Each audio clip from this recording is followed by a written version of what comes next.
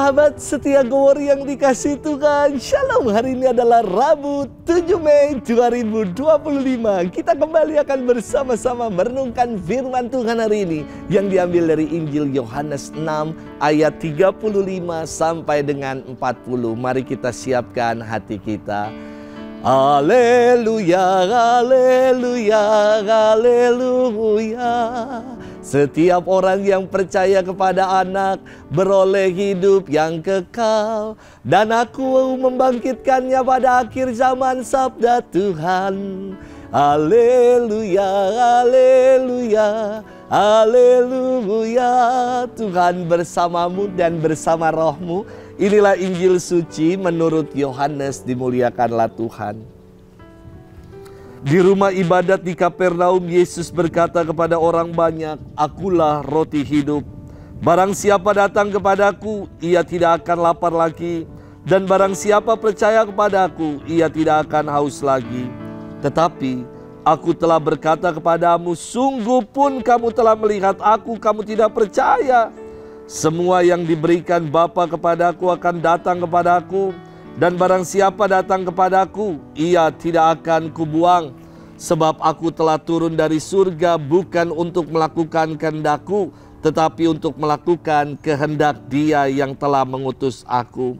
Dan inilah kehendak Dia yang telah mengutus aku, yaitu supaya dari semua yang telah diberikannya kepadaku jangan ada yang hilang, tetapi supaya kubangkitkan pada akhir zaman.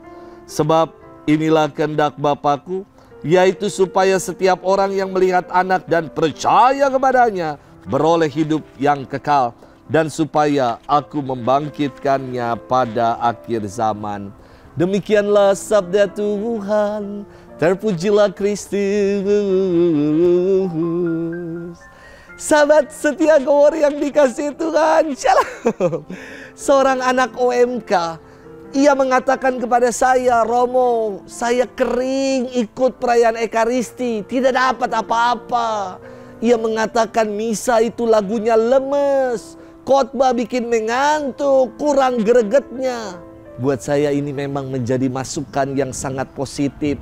Maka saya selalu kalau nyanyi nggak mau lemes, semangat. Dan saya juga selalu mau mengajak kelompok-kelompok paduan suara, kur, untuk latihan dulu supaya menyanyikan nyanyian rohani seperti yang dikatakan oleh Santo Agustinus, bene cantat bis orat. Bernyanyi yang baik adalah 2 kali berdoa. Maka mengajak mereka untuk bernyanyi dengan penuh sukacita, dengan sepenuh hati. Jangan menyanyi hanya lagu yang diketahui untuk dirinya sendiri saja. Menjadi momen buat saya juga berefleksi supaya kalau khotbah ya jangan lama-lama. Maka saya selalu membatasi homili saya lebih kurang 7 sampai 10 menit saja, supaya ya udah kalau ngantuk 7 menit sampai 10 menit aja. Namun saya kira baik juga kalau saya pun diberikan masukan itu, saya langsung mengkoreksi diri. Baik juga saya mengatakan kepada OMK itu, "Kak, baik juga loh kalau kamu melihat dirimu."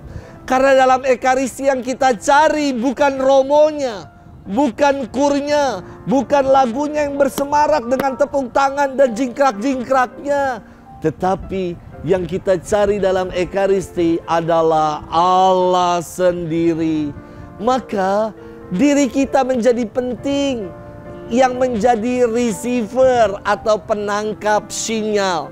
Seperti ibarat handphone, banyak pulsa, kuotanya banyak, nggak ada artinya kalau sinyalnya nggak bagus. Tidak ada artinya itu semua.